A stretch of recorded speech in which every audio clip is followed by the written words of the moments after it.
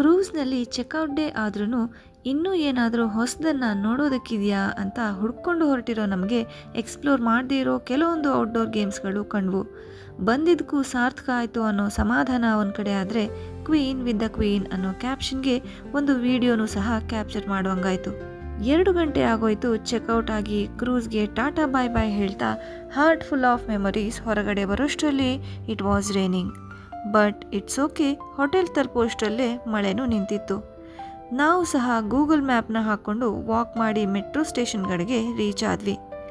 ಮರೀನಾ ಬೇ ಸ್ಯಾಂಡ್ಸ್ನಲ್ಲಿರೋ sky park observation ಕಡೆಗೆ ನಮ್ಮ ಪಯಣ. 56th ಫ್ಲೋರ್ನಲ್ಲಿರುವ ಅಬ್ಸರ್ವೇಷನ್ ಡೆಕ್ಕಿಂದ ಎಂಟೈರ್ ಸಿಟಿ ವ್ಯೂನ ನೋಡೋ ಟೈಮ್.